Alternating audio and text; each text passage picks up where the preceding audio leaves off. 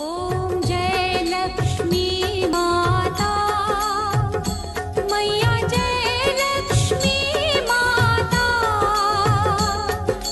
tumko nis din sevat, Maiya ji ko nis din sevat, Har Vishnu Dhata, Om Jai Lakshmi Mata. I am Jerome Teelucksingh from the Department of History at UWI St. Augustine. And I will be talking a bit about the way in which Diwali has changed over the years, particularly from indentureship time to present time. What I have found in my research is that these early indentured laborers throughout the Caribbean, in Jamaica, St. Lucia, Guyana, and Trinidad, they did not celebrate Diwali in a big way. Many of them did not even know what day Diwali was because they had lost contact with India. They had lost contact with the Hindu calendar. Many of them were more concerned about survival during these indentureship days.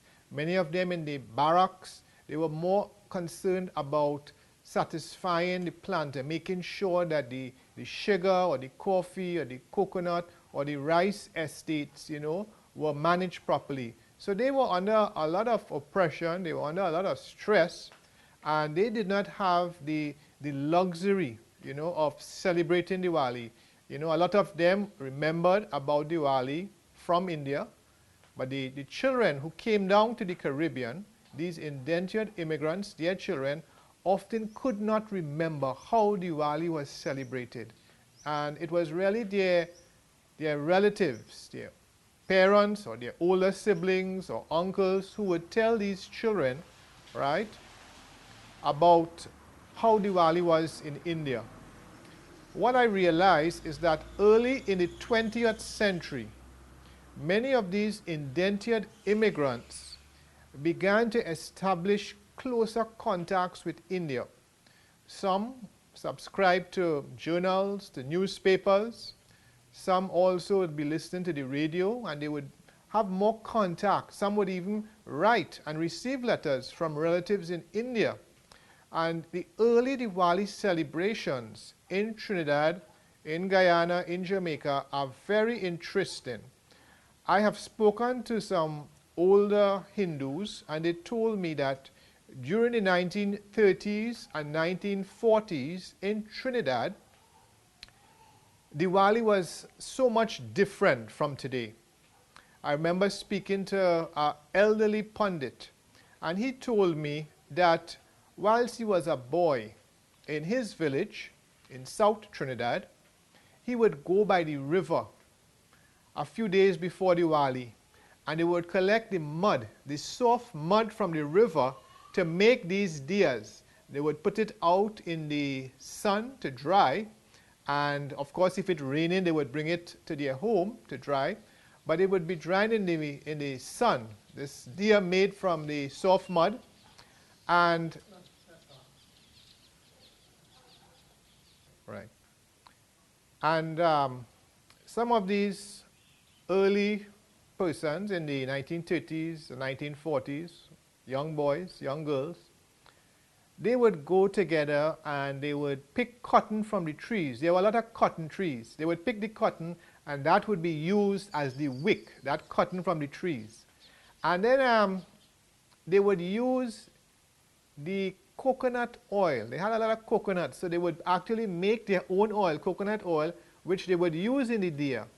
And then some of the villagers would have cows, and they could have used the ghee from the cow's milk to make the ghee, right? So what I have realized is that Diwali celebrations in the early 20th century, the early decades, first half in particular, the diya was made by boys, teenagers, adults in the villages.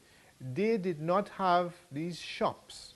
These villages didn't have these shops where you could go and buy 3 dozen or 4 dozen diyas.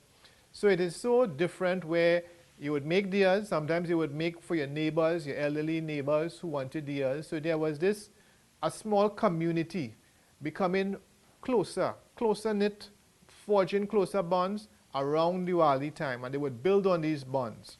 What I've also realized too in the early 20th century and also during dentureship time is that many persons would perform the puja at their home. They would have their own murti and they would perform their own puja within the family home, within the barrack sometimes. And the reason being is sometimes they didn't know a pandit or they couldn't afford for a pandit to come to their home. So it was done within the family. And then later on they would get a pandit and they would pay him and they would make an appointment for him to come to perform a puja for Diwali time.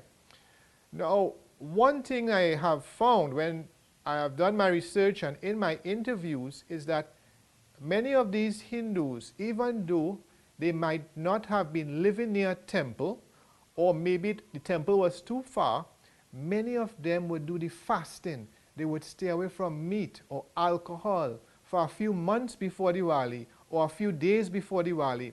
So they did respect, right, certain rituals and rites of this celebration. And I believe that is very important, you know, even though they might not have been able to go to a temple, right? Now we also have to bear in mind that during dentureship, it was very, very difficult to say you want time off or you want a day off for Diwali or you want a few days off to go and perform your puja or your satsang or your prayers, you know, because often the owner of the estate didn't understand that. He saw a day off or a few days off as a loss in profits, a loss in productivity. So I want the public to understand some of the challenges that these people face, right? And you also have to remember too that many of these early planters, many of these estate owners, they saw Hinduism and Islam as a minority festival. There was a Christian, Trinidad and Tobago was a Christian state. So many were not appreciative of the other religions, the other culture. And it is only, I would say, in the post-World War II era, right, after 1945, that we had more of a growing tolerance and a greater appreciation of Hinduism and also what it means to be an Indian, what it means to be Indo-Caribbean. I also want to mention too that I have seen a change, and many persons have seen a change, in that there are now more shops where diyas could be bought and where diyas are sold. You know, many of us growing up in central Trinidad would know about the importance of Chandanago, where you would go there and you would actually see the people making the diyas and you could buy the diyas right there. But now you no longer have to go to certain places. You could go right in the grocery and you could get a box of diyas. And the diyas have changed. You now have candle wax in the diyas, right? Some of these diyas there, they would last longer with the candle wax, and many people like that, so they wouldn't have to go and buy oil separate. And sometimes the diya comes with the wick also. So you no longer have to go and buy the wick and the oil. You get in your diya ready-made with candle wax and the wick already there. So it's sort of convenient. I've also noticed, let me let this car pass. Huh? I've also noticed in the last 2 decades that many Hindu homes tend to opt for the electric lights, because sometimes they find it might be especially difficult, especially if there are 2 working persons in the household, like a father and a mother working. It's often difficult to go and buy the diyas and then take out the diyas the next day or the night. So many people just decide to string up some electric lights, and that by itself is an important symbol, the light over darkness. So they are not too concerned about, you know, going to get the traditional earthen vessel and light these diyas, right? Even though sometimes the children enjoy it, lighting the diyas. But often, you know, people find that they could put up these lights and they could have these lights on for a few days, and a few days after Diwali too. Now, I want to talk about the importance of the Diwali Nagar. The Diwali Nagar in central Trinidad has played a pivotal and a crucial role in educating persons about the importance of Diwali and the importance of Hinduism. Many of us who have visited the Diwali Nagar would realize that in the auditorium there is usually a section with charts, a section with writing where you could actually read about how Hinduism is celebrated, the meaning of Diwali, what it means to be a Hindu. There are also many booths, many stalls at the Nagar where pamphlets, booklets are given out, and it has become, the Diwali Nagar has become an educational space. It has a public space, it has become a public space to help educate persons. It might be educating Hindus, might be educating non-Hindus, but the Diwali Nagar has also become very commercialized too. The Diwali Nagar has become an area where persons are able to earn an income, right? So many persons with small businesses are able to rent a space, rent an area where they could sell food items, where they could sell clothes items, right? So it has become commercialized. I'm going to let this car pass.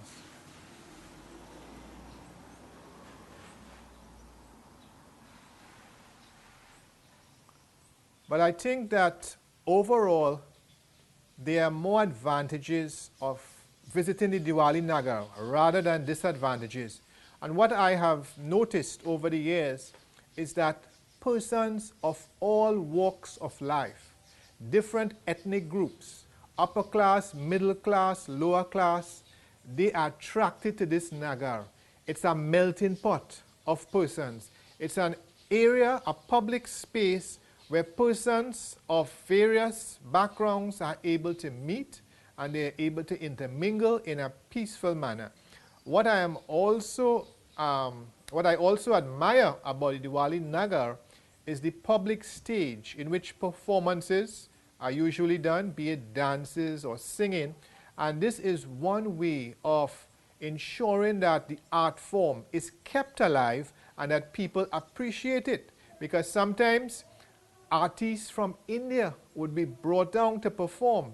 It could be a dramatic play, it could be a musical piece.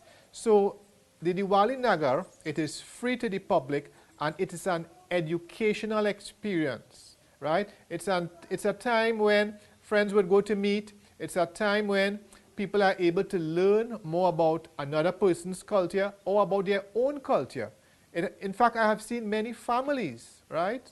Parents with their children, sometimes they bring in neighbors, friends, relatives. So it's an important public space for the family. And it's an area, I think, that Trinidad and Tobago has been able to promote as a hub, not just for Hindu activity or Indian activity, but to show to the world that we are really a united people. We are really very diverse, right? This is what I get from the Diwali Nagar. And of course, you know, the Diwali time is associated with foods, be it sahina, be it pulori, or be it the Indian delicacies such as barfi, gola jambu, right, or parsad. So many of these items are on sale, right? So it helps bring in an income for these persons, but it's all part of Diwali. Diwali is not just the deer. Diwali is the food, it's the cuisine, it's the dress, right? So all these components at the Diwali Nagar represent Diwali. I don't know if that's okay with the Nagar, talking about the Nagar, yeah, right? Let me talk a bit about abroad, yeah, right? For many of the Indo-Caribbean migrants in United States and Canada, Diwali is a special time where they could spend time with their families and friends. The only disadvantage with observing Diwali abroad is that it is not a national holiday. Of course, it will be a day off from work if Diwali falls on a Saturday or Sunday if you are living abroad. but from Monday to Friday, you have to go to work as usual. Sometimes bosses might give a half day off or 1 day off, right? Or the employee could apply for it, right? But it is not a national holiday. Even in London, when I've spoken to a few of the Indo-Guyanese and Indo-Trinidadian migrants there, they tell me too that they usually sometimes observe Diwali on the weekend after Diwali is observed in Trinidad. So they are able to go to the temple, or they're able to stay at home and cook. What I have noticed is that the Indo-Caribbean migrants abroad, be it in Europe, be it in Australia, those belonging to the Hindu religion have observed Diwali by fasting. They have also observed Diwali by cooking some of the traditional Indian foods, having the dal puri, the bus-up shot, the chana, the shatain, the pumpkin, the mother-in-law, the pepper, right, the anchar, so that it's not just about fasting. For many of these migrants, Indo-Caribbean migrants who are Hindus, it's about spending time with family and friends. Sometimes they would go to the temples, right? And of course they would meet people from India. Many times, most of these temples comprise people from India. But what I have also realized that sometimes the networks that are established abroad amongst Hindus come from the West Indian and Caribbean organizations. The West Indians in these Caribbean organizations, sometimes they would have Hindus there, and they would invite the rest of the West Indian group to their home to observe Diwali. So I have been to a few Diwali celebrations in Toronto, in Canada, and I was very impressed to see that some of these wealthier Hindus were able to pay the air travel and accommodation for pundits from Trinidad to come to their homes and do a puja, right? And I've heard stories in the United States too, the wealthier Hindus in New York, in Washington, in North Carolina, in Miami, they are often able to, hire a pundit from the Caribbean, or even hire a pundit to travel from another state. So if there's a pundit in New York, his passage might be paid to come to Florida to do a puja for one family or a few families during Diwali. So I found that this was very interesting, that they want a pundit from their own homeland to come up there to do this puja during Diwali. And sometimes it's not just a puja, but they want it like to be a Thanksgiving. They want it to be a family Thanksgiving. So I found it very interesting to see that they still remain with this connection, right? And of course, with the internet, many of them follow up the Diwali celebrations very closely.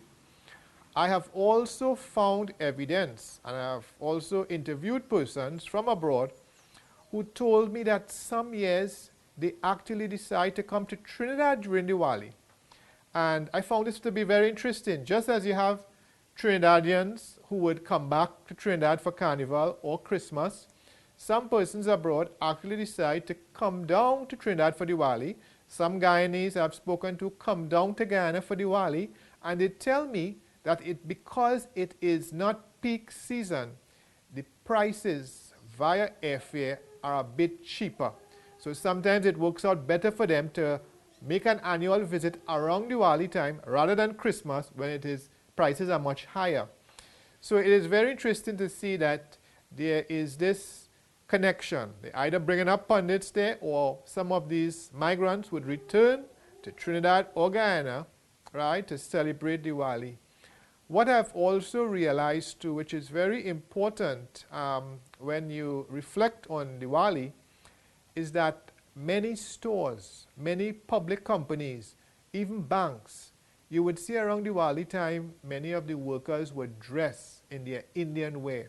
Sometimes these banks and stores would be giving out prasad freely, right? And I think this is one indicator that Diwali has crossed boundaries. You could no longer say that somebody in Indian wear or somebody in a kurta is a Hindu, because it has crossed boundaries. It has become a national festival. It has become a festival almost as important and almost as widespread, I would say, right? Diwali has become almost as widespread as Christmas, as Easter. It has gained a lot of influence. And I feel that this is good for Trinidad and Tobago. This is good for the wider the Caribbean, where we are seeing a festival that has crossed boundaries, and it also shows that the society is more appreciative and less ignorant of other cultures and other festivals. Now, many persons have been wondering when Diwali became a national holiday, right? And what was its impact? And I have said, and I have heard from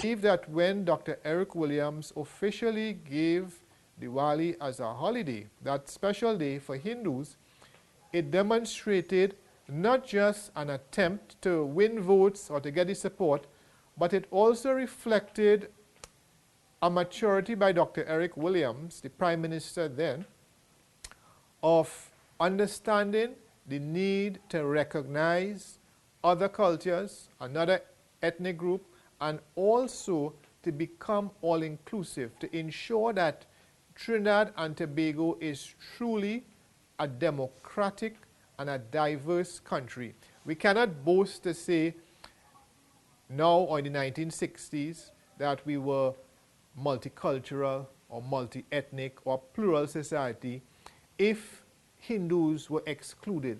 So I believe that when this holiday was given, right, when Diwali was given the status of a national holiday, it symbolized the inclusion of Hindus into the social fabric of society. For many decades, the Hindus in Trinidad and Tobago were on the fringes, the margins of society. Many felt marginalized. Some of us would know that there were problems to build Hindu schools, right? So this granting of Diwali as a national holiday should not be seen in isolation. It should also be seen as part of a struggle that Badi Sagan Maharaj, right, was very prominent in, and a struggle that Dr. Rudranath Kapildev also continued in the 1960s to ensure that Diwali would become a respected celebration and that more recognition would be given to this festival. I feel also that one of the reasons why Diwali was given that national holiday status was because of the simple message of Diwali, light over darkness. It is a message that would cut across all ethnic groups, all religions, all classes. It is something that is very relevant even today and in the future, in which this light over darkness is so important when we see so many social problems. When we think about the vices and the corruption in society, this message it resounds throughout Trinidad and Tobago, and I think it is a message that will resound throughout the Caribbean, this light over darkness. one of the prominent items in Diwali is the bamboo bending. And in many of the villages, in areas like Felicity, Diego Martin, even in Patna and many parts of South Trinidad, bamboo bending is a dying art form.